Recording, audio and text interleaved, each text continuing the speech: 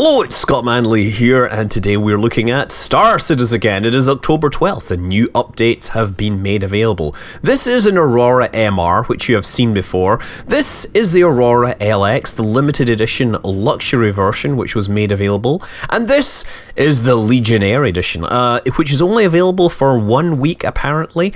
It is the top-end version of the Aurora now. It comes out with more guns, extra missile hardpoint. Well, it has extra gun hardpoints, extra missiles. It has this extra air intake sitting on top, and it comes with this much fancier seat. They put out a commercial for this just over the weekend, or just after the first anniversary, basically. The absolute mess that was the CitizenCon stream. They put out a commercial that makes it sound like some hipster's trying to choose options for his car and is trying to decide which kind of ironic facial hair he wants his vehicle to have. Regardless, it is the best option. It's a $10 upgrade over everything else, and one of the nice things, of course, with these upgrades is they come with extra weapons built in, and that means they are covered by the insurance, right? Insurance only covers the base hull and the weapons that come with it. If you add extra stuff, that's not covered by insurance. So, lifetime insurance on an Aurora Legionnaire is worth more than lifetime insurance on a standard Aurora MR, the Mark edition. Now, one downside about this model is if you get into your comfortable little sleeping area there, you can see down the sides there, but as you lay back, you're greeted with the image of that giant air or space or whatever intake up there. You can't see anything, so you can't really sit and enjoy the stars while you're sleeping in your, rubbish little car, basically. A couple of other things they added is they've decided that they want people to be able to change clothes, so they give you a gizmo that lets you change clothes, and now you can look like this gentleman who seems to carry, I don't know, he's very brown. At least his hair is still good. His hair is still efficient. But it doesn't strike me as the smartest person, given that he's flying a spaceship now without a spacesuit. Although, to be fair, the guy was flying a spaceship with a spacesuit with no helmet. So there's, limited credulity going on here. But I guess that gizmo is going to be available eventually so they can sell you overpriced clothes. I saw there was an article showing off the Mobiglass, whatever it is, which is supposed to be like your PDA, and they had images of clothes and stuff available, and the immediate thing that was obvious was the prices there, based relative to the ships, were roughly the same as the monocles in EVE Online. Yes, and another one, the $20 million goal, included this fine fish tank, which includes this Midas fish. If you were not signed up before that, I don't believe you're going to get the fish tank. Maybe you get the fish tank, but you don't have this nice gold fish, which is clearly a metaphor for all the cash that Chris Roberts is getting from this. Yes, gold. When I get golden fish, it's usually golden breadcrumbs on it. Anyway, moving on. The Avenger. The Avenger has been available for a while as a stock ship. It was kind of weird because it never had a package, but it was a base ship that you could buy always. It's supposedly a former police cruiser with a big-ass gun on the front. It has wings. It's kind of curvy. The company's supposed to be Aegis Dynamics, and they're, I don't know, I guess they like curves and wings on things in space. There's a nice little, maneuvering thruster there. I'm not really sure what's up with the wing design, but you can climb up on it quite easily by jumping onto it if you so choose. And, that's actually easier to get up than the ladder, believe it or not. Walking up the ladder can be a hit or miss affair, but jumping onto the wing and crawling over to the cockpit has proven to be far less frustration-inducing. Look, there's another one. Disconnect. Yes, disconnect electrical plug signs are everywhere. It's like they had some flavor text and they basically pasted it randomly throughout the texture. But yeah, interesting thing about it is that it's advertised as a one-man ship, but it does have a second seat. The Origin, which is roughly equally priced, does not have a second seat in it. It does have a bed, however, and of course, you know, nice leather fittings and everything. This is much more utilitarian, but comes with an extra seat. Also, the dude's eyes finally work, and it looks like he has a pair of bluish eyes, but I can't tell for sure myself. If they are blue, then I will take it that they're trying to make him look like me.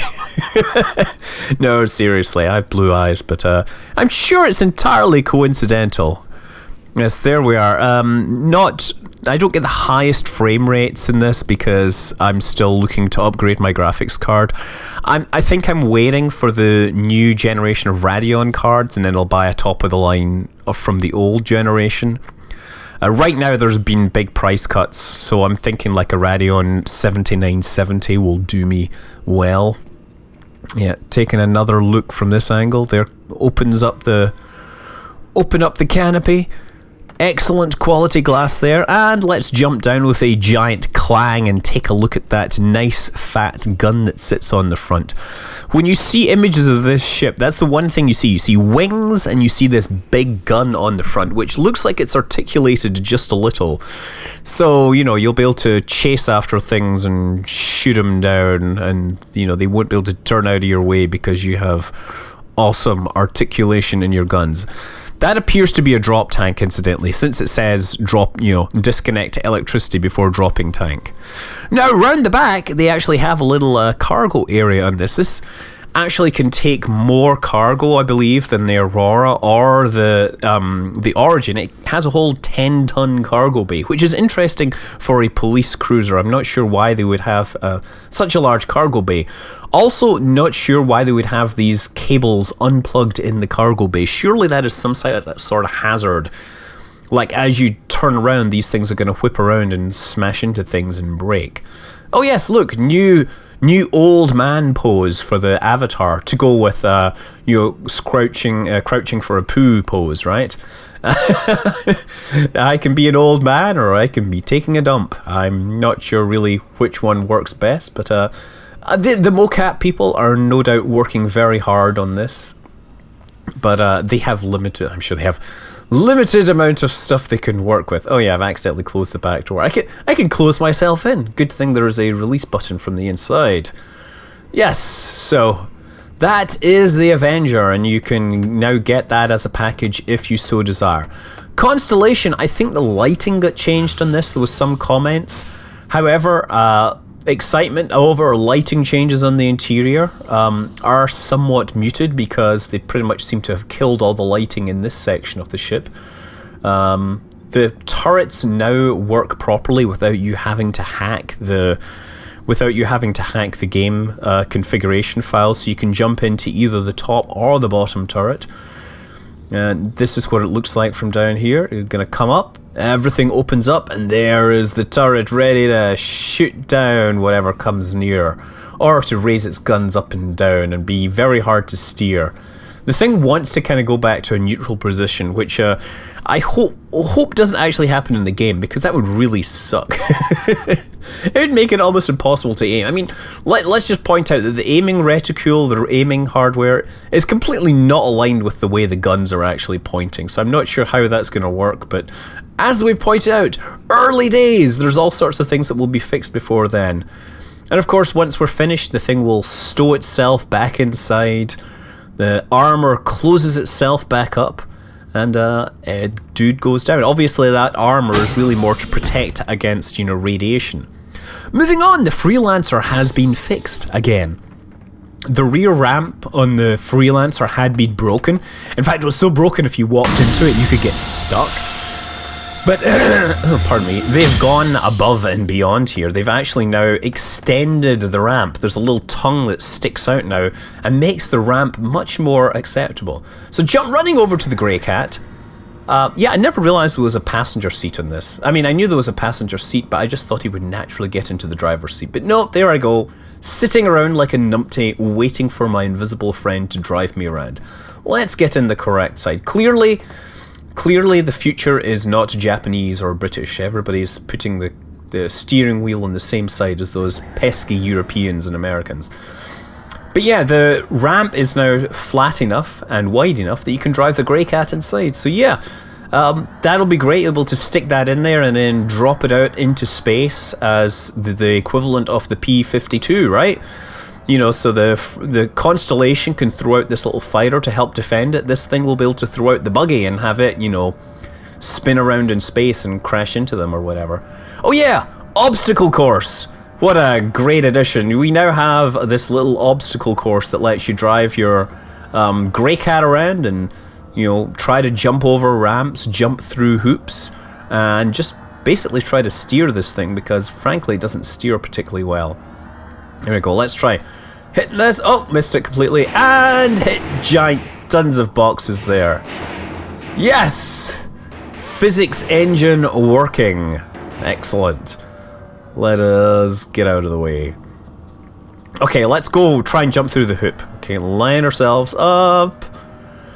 Go! Yes! If only it were burning, it would be more impressive. Oh, yes! No.